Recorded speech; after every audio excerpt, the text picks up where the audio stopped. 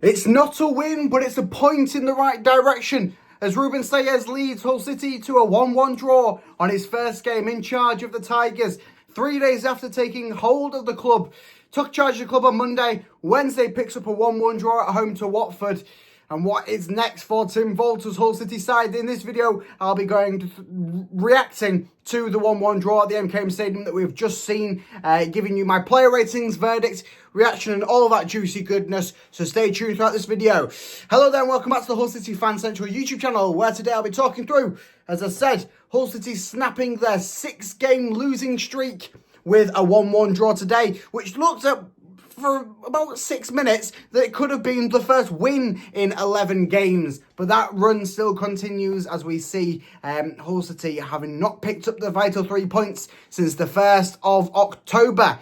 Ruben Sayers, though, has a big job on his hands, and he has made in 3 days a noticeable improvement among this squad. Certainly a big task to do. There's players out there lacking confidence. It definitely looked less chaotic today, a little bit more strategized, but certainly a long way to go for Ruben Sayers and his team of choice. Definitely lacking quality in areas. I think this January window will be a big one to improve on that front, where we could possibly bring in maybe 2 or 3 key additions, and that will really help shape up this squad and add a new lease of life into this City squad under Ruben Sayers. But let's go through the stats from the game, as you'll be surprised to know that Hull City had 13 shots, 4 of them on target. We actually tested the opposition goalkeeper, which is something that we are very, very rare to do, certainly under Tim Volter, but we have done so. We've tested the goalkeeper on 4 attempts and had ourselves 13 shots in total amongst the game. Watford had themselves 12 shots and only 2 of them on target. I believe their first shot on target, or I believe it was their first one, was their goal in the 88th minute. I'll come to the goals in a minute. Possession-wise, we didn't have majority of the possession, which you don't expect to have under this sort of early stages under Ruben Sayers. I think he's more focused on trying to get the team to work as a cohesive unit and to work in sort of a good style. A key one to note is 350 passes for Hull City and an 80% passing accuracy percentage. The passes and accuracy need to improve. I don't know whether in training they need to maybe strip it back to basics if they've got time. Of course, we do have a key fixture again on Saturday away at Coventry. But the passing is looking poor. There is poor mistakes being made time after time after time. Of course, they have reduced in this game after having this man in charge for 3 days. But they are still something that needs to be worked on, need to be addressed, and need to be improved if we want to certainly thrive going forwards in the era of Ruben Sayers. Fouls-wise, I mean, we'll gloss over this, as you probably can guess who's in charge of this game if I say that there was massive referee and officialing troubles. Yes, it was our good old friend Bobby Madley in charge of this game, and he made a dog's ear of his refereeing performance once again. I think João Pedro was offside inside of his own half at one point. There was fouls not given, fouls given when they shouldn't have been. Fortunately, it wasn't to get in the way of play leading to a goal, but he did get in the way of a few players at certain points and didn't see too much about it. So I'll gloss over Bobby Bradley. I've given my rant about him after the Sunderland game. But let's go through our team as I will sort of give you my ratings on the team, my honest reactions to how they sort of adapted to the early stages of what will be this Ruben Sayers formation, Ruben Sayers format.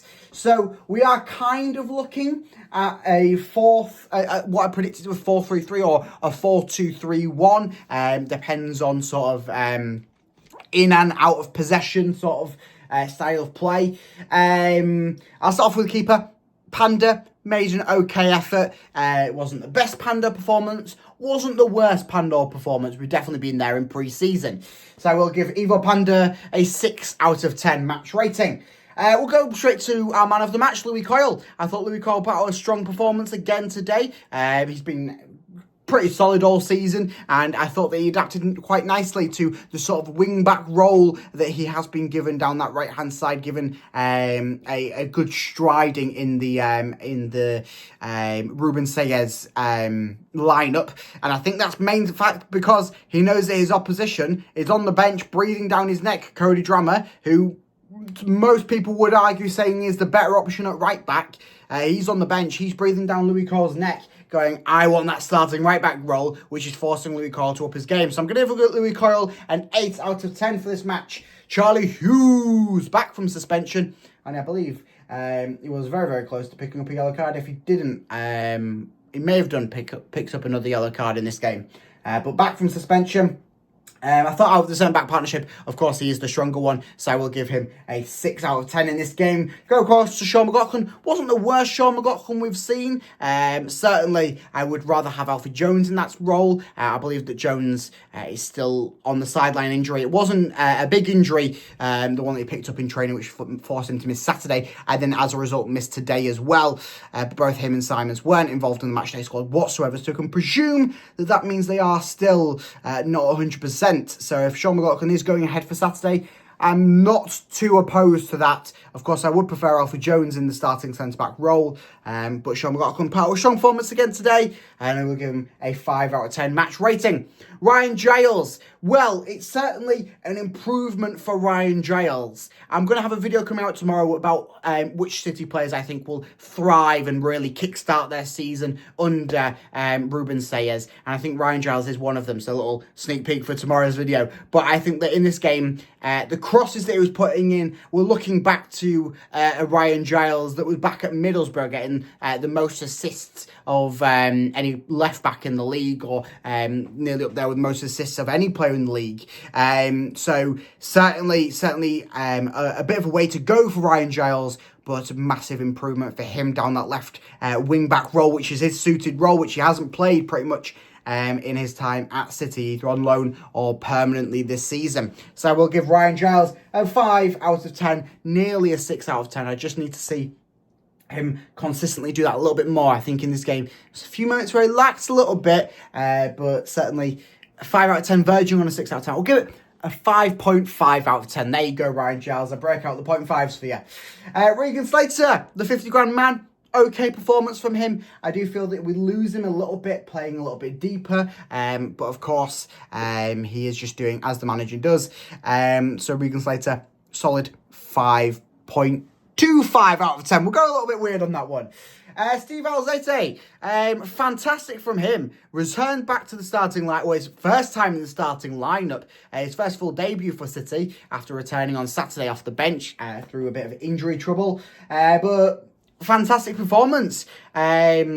Really putting down his nail in the starting lineup, similarly to Louis Coyle. He's got a bit more competition in his position, with a few players vying for that sort of role, the number 6 man, if you will. So Stephen, I'll give him a nice 7 out of 10. Abu Kamara. It's improvement from Abu Kamara. Kamara has pretty much done nothing all season.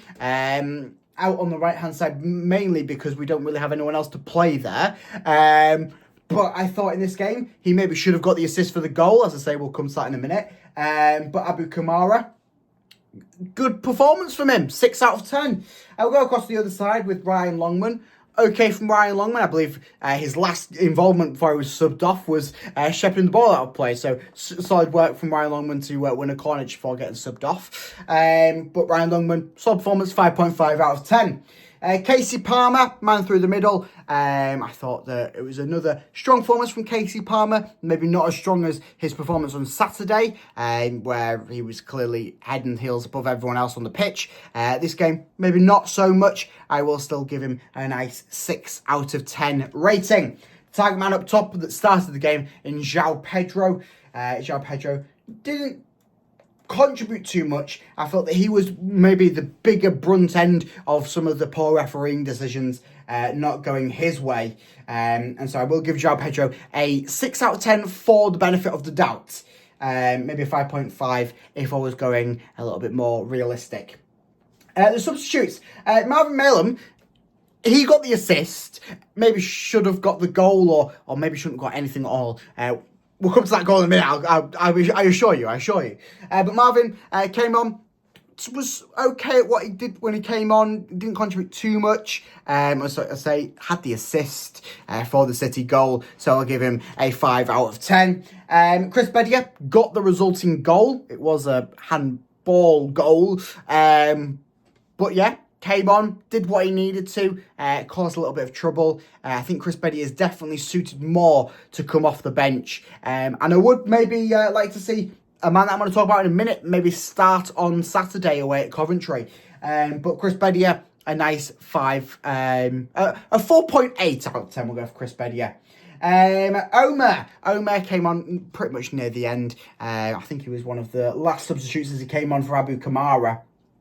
And he did all right. He did what he needed to. I didn't see too much of him, so 4 out of 10. Mason Burstow, I'm going to give him a 4.5 out of 10. We didn't see too much of him, but I liked what I did see. I think that he does make a good shout to start up top for City on Saturday, if that's something within Ruben Sayers' mind or in his plans. But I wouldn't be opposed to it. I think Mason Burstow made a very, very solid shout to have the starting role, certainly for one game in City colours. I thought that he's been quite all right, certainly since Volta's departure. And in this game, he proved it again in his little cameo stint. So that was all of the City players that came on. So let's talk about the goal.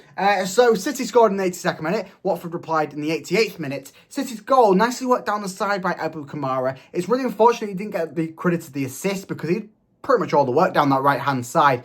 Cross it into the box to Marvin Malem. Malem misfired shot that ended up deflecting off what looked like Bedia's hip. On further review was Bedia's hand. Went in. That's fine. All good. We thought, wow, is this going to be it? Are we going to grab our first win since October 1st? Are we going to see the reign of Ruben Sayers coming in very nice fashion? A little bit of a lapse in judgment from City as they just basically let a Watford man run right down the right-hand side of the box, cross it in. Maybe a little bit of luck on their goal, but it went in. A little bit less luck than the City goal. Went in, 88th minute. Rocco Vata scored for them, levelled it up. I thought a draw was an even result from this game. No team really shone away and run with it, which is good for City. I'm talking about a 1-1 draw being a positive performance here from City. It wasn't anywhere near what we're going to see under this man. I don't think so. It wasn't anywhere near what this club needs to be if we want to vie for safety. But it was a step in the right direction. It was a key step in the right direction. Where I think, look ahead on Saturday, there's going to be another step in the right direction. Keep on going forwards. As Ruben Sayers says, take each game at a time, play like there's no tomorrow. So I think that every game will gradually get better, and we've just seen the start of what will be a promising time under Ruben Sayers at Hull City. And give him time. We've seen the steps going in the right direction. So, as I say, I'll keep you updated on this channel on all the breaking news around Hull City, as January transfer window seems to be a key one for this Ruben Sayers side, and I will keep you updated on all of the other information about Hull City. It's never dull in Hull. So I'll see you in the next video by liking and subscribing. I'll see you over there. So up the Tigers. Ruben Sayers.